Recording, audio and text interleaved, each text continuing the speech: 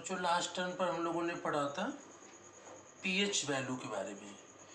PH value या pH scale या pH मान क्या होता है, इसको डिस्कस किया था। पीएच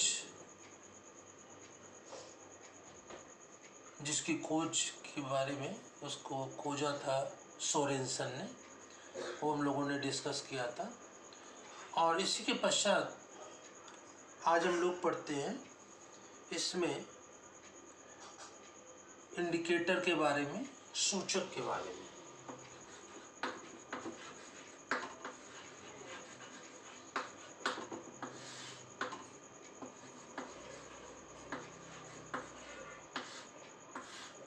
इंडिकेटर या सूचक क्या होते हैं? तो जैसे इसका नाम है इंडिकेटर, इंडिकेट करने वाला, सूचना देने वाला। तो सूचना किसकी मिलती है? एसिड और बेस। तो इसे हम ये भी कह सकते हैं acid and base indicator. Acid and base indicator. तो ये एसिड और बेस की सूचना देते हैं, ठीक है ना। किसी भी सॉल्यूशन में कोई केमिकल मिलाया जाए तो उसका रंग बदलता है। अगर रंग बदलने से हमको ये पता चल जाता है कलर देख करके कि ये एसिड है या बेस है। तो एसिड और बेस की जो पहचान है वो किससे करते हैं? रंग से करते हैं। कोई केमिकल डालते हैं, वो केमिकल काम करता है। अब इसमें एक सबसे अच्छा इंडिकेटर कौन सा होता है? लिटमस।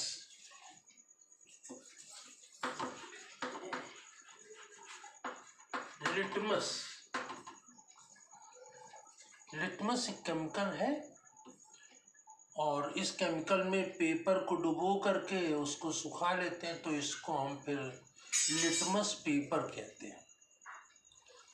तो ये लिटमस पेपर जो होते हैं वो दो तरीके के होते हैं, ब्लू एंड रेड। लेकिन किसी भी एक लिटमस पेपर से भी हम एसिड और बेस की पहचान कर सकते हैं कि वो एसिड है या बेस है। एसिड और बेस की पहचान एक ही लिटमस पेपर से कर सकते हैं। वैसे दो लिटमस पेपर होते हैं, ब्लू एंड रेड।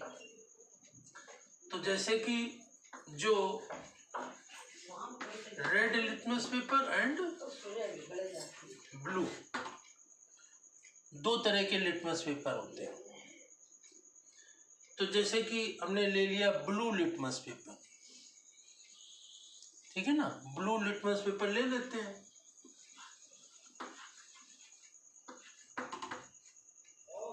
और दो टेस्ट ट्यूब है।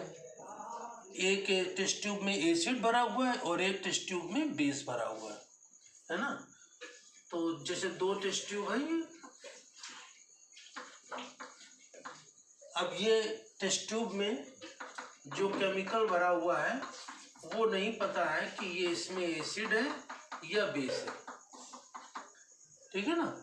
तो ये दो टेस्ट ट्यूब है, एक में एसिड है एक बेस है।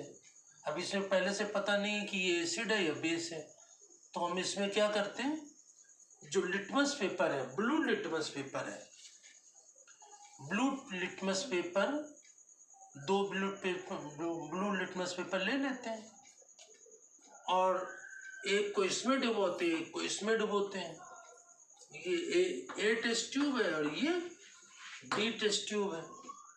ए टेस्ट ट्यूब में डुबोते हैं और बी टेस्ट ट्यूब में डुबोते हैं। जिसमें भी ब्लू लिटमस पेपर रेड हो जाएगा वो एसिड है। अगर दोनों में ये रेड हो जाता है तो दोनों एसिड है। अगर एक में रेड रहता है और एक में कोई चेंज नहीं आता है तो वो बेस है। तो इस प्रकार से ब्लू लिटमस पेपर लिया, दो लिए ब्लू लिटमस पेपर, एक इसमें डुबो दिया एक इसमें डुबो दिया। और अगर जो दोनों ब्लू लिटमस पेपर रेड हो जाते हैं तो इसका मतलब दोनों ही टेस्ट ट्यूब में क्या है? एसिड है। और एक में जैसे ए में ब्लू से रेड हो गया और बी में ब्लू ही बना रहा, रेड में चेंज नहीं हुआ, उसके कलर में कोई परिवर्तन नहीं हुआ, तो क्या होगा?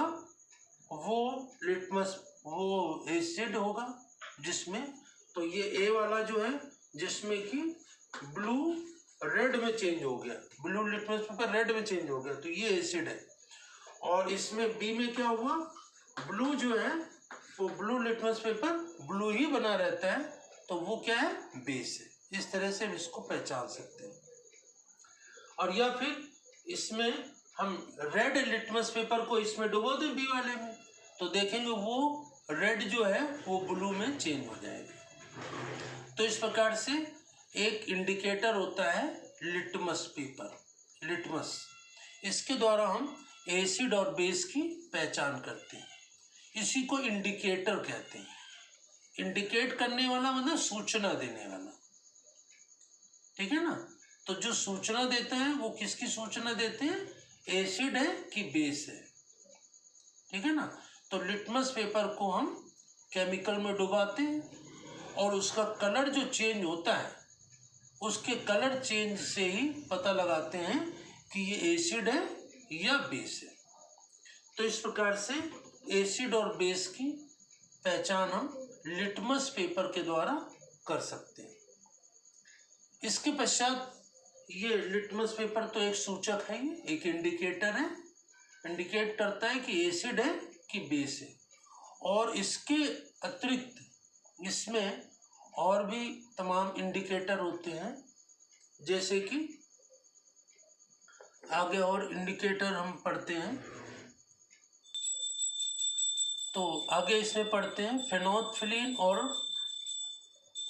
मेथिल ऑरेंज, ये भी इंडिकेटर होते हैं। इनका कलर बदलता है, तो कलर परिवर्तन से ही पता चल जाता है ये एसिड है या बेस है। जैसे एक इंडिकेटर होता है फेनोल्फिलीन, फेनोल्फिलीन होता है एक इंडिकेटर। इसे हम HPH से रिप्रेजेंट करते हैं। H कैपिटल होगा, फिर PH, ये H स्मॉल होगा, तो HPH ये फेनोल्फिलीन है, ये भी इंडिकेटर है। अब ये H लगा है, इससे ये पता चलता है कि ये जो है एसिड इंडिकेटर है। यहाँ पर ये H लगा है, H का मतलब ये एसिड इंडिकेटर है। और एक मेथिल ऑरेंज होता है वो बेस इंडिकेटर है। तो ये यहाँ पर इंडिकेटर को हमने दो भागों में बांटा है, एसिड इंडिकेटर और बेस इंडिकेटर। एसिड इंडिकेटर को यहाँ पता चल सके कि ये एसिड है, तो एसिड के लिए हमने H लगा दिया, H मतलब ये एसिड इंडिकेटर है, ठीक है ना। तो एसिड मीडियम में अगर फेनोल्फिलीन को जो है एसिड मीडियम में ही रखेंगे तो ये कैसा होता है, कलरलेस होता है, इसका कोई रंग नहीं होता। एसिड मीडियम में रखेंगे तो ये कलरलेस रहेगा, और ये एसिड इंडिकेटर है भी, और एसिड में ही एसिड इंडिकेटर है, और एसिड में ही इसको अगर जो यूज करेंगे, एसिड में ही प्रयोग करेंगे तो ये कलरलेस रहेगा। और यदि इसको फेनोल्फिलीन को हम किस में डालेंगे, बेस में, क्षार में इसको डालते हैं, बेस में इसको डालते हैं, तो इसका कलर बदल जाता है। मतलब कि ये जो फेनोल्फिलीन है ये पिंक कलर का हो जाता है, गुलाबी रंग का हो जाता है, पिंक कलर का हो जाता है। तो पिंक कलर का हो जा रहा है तो इससे पता चल जाएगा कि ये बेस इंडिकेटर, बेस मतलब कि बेस है। तो जैसे दो केमिकल हैं, यहाँ पर भी हम दो केमिकल ले लेते हैं। अब उनमें ये पता नहीं है कि ये इसमें ये एसिड है कि बेस है। तो जैसे ये A टेस्ट ट्यूब है, ये B टेस्ट ट्यूब है, और इस फेनोल्फिलीन को दोनों में डाल देते हैं, A और B में, ठीक है ना। जिसमें कलर बदल जाए तो वो मतलब क्या है, बेस है। और फॉर एग्जाम्पल उदाहरण के तौर लेते हैं, उदाहरण में लेते हैं जैसे कि बी में इसका जो फेनोल्फिलीन है, फेनोल्फिलीन का कलर बी में बदल गया, तो इसका मतलब ये बेस है। इसमें ये कलर जो है इसका कैसा हो गया, पिंक कलर का हो गया और इसमें ए में कोई कलर चेंज नहीं हुआ। तो ए और बी दोनों में हमने फेनोल्फिलीन को डाला तो फेनोल्फिलीन देखा कि ए में कोई कलर परिवर्तन नहीं होता है और बी में कलर चेंज हो जाता है। तो बी में कलर चेंज हो रहा है तो इसका मतलब वो पिंक कलर का हो रहा है, तो इसका मतलब ये बेस है और ये एसिड है। तो इस प्रकार से एसिड और बेस की पहचान हम फेनोल्फिलीन के द्वारा भी कर लेते हैं और फेनोल्फिलीन भी एक अच्छा इंडिकेटर है। ठीक है ना। तो आज हम लोगों ने इंडिकेटर के या सूचक के बारे में पढ़ा, जिसके द्वारा हमें इंडिकेटर के द्वारा क्या पता चलता है कि कोई भी केमिकल, दिया हुआ केमिकल एसिड है या बेस है, इसका पता चलता है। इसके बाद नेक्स्ट टर्न पर हम लोग इसी के आगे पढ़ेंगे। धन्यवाद।